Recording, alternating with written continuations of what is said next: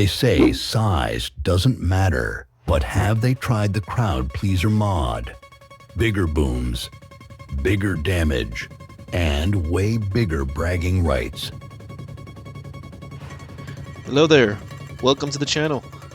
For today's video, we're going to be reviewing the mod that I have installed on Warhammer 40,000 Space Marine 2.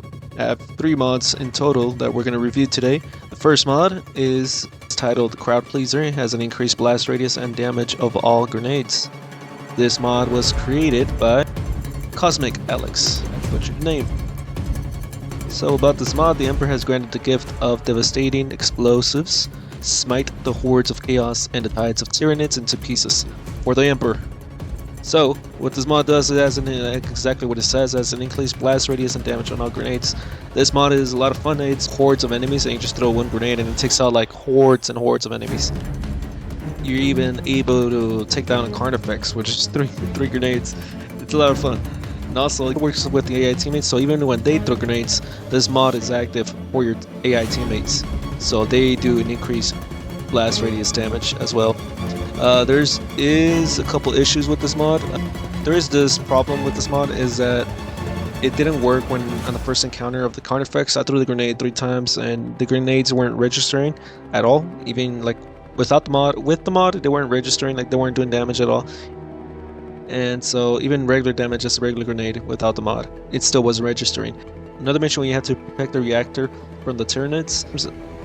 3 times I failed that mission, and I was wondering what was going on because the percentage would be like from I was holding it down for and it would say 100% that the reactor was healthy. And so I don't know where when you throw in those grenades, each separate encounter, in the beginning of each encounter, the percentage would go from 100 down to 20%, and then the next encounter it went down to 0, and I failed the mission 3 times. The grenades were destroying the reactor. So to get past that, you need to go back to Vortex. I already have these uninstalled. You just click on this and you just uninstall it, and then you can run it back. Out of the whole campaign, there was 3 enemy encounters where the grenades weren't working as they should have been intended to with the mod, and which is it's not that bad. It's just like this a short, the short enemy encounters.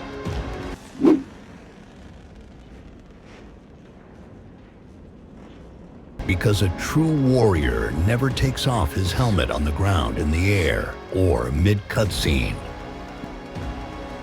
Okay, so for the next mod that we're reviewing is a helmets on and cutscenes, including jetpack scenes. For this mod was created by Mongoose 1695. This mod forces Titus and squad to wear helmets during the cutscenes. It's your choice. It is unfortunately unrelated to your in-game loadout. The mod was pretty cool because it forces Titus and your squad to wear helmets during cutscenes. This doesn't work, however, in cinematic main cutscenes, like when Calgar comes in to save the day. It cuts like the 80% of this jetpack scene, which is a shame because that cutscene is really cool. Well, Lieutenant Titus, we are told you have need of us, brother. Now for the final mod that we're reviewing, that I have in the campaign video, the previous video before this one, is Carcharodon's Total Conversion mod. This was made by Sir Smite. I really like this mod because it shows the conversion from all the Ultramarines into turning them into Carcharodons.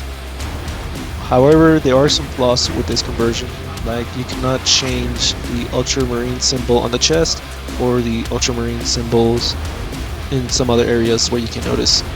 Also, it does affect the subtitles, like it shows Ultramarines cheering in the subtitles, which is not, and personally, it's not a big deal to me. This conversion, it takes a lot of hard work to do this conversion, to do it to this level of detail and to do it correctly. People had issue when I put this online. Some people had issue with the darkened lens on the Space Marine helmets, but considering they're Carcharodons, sharks have darkened eyes, I think it was a nice little touch that was on there, especially when you don't have the helmets on at cutscenes mod. At one point I turned it off just to see what the faces looked like, and I was blown away by the tribal tattoos on the face and the darkened eyes, and it looks like he tried to put shark teeth on there, but like I said, there's a lot of work and it's pretty difficult to put that on there. And that wraps it up for today. Thank you for watching. Make sure to like, subscribe, and comment. Tune in next time. For the Emperor! of the Emperor!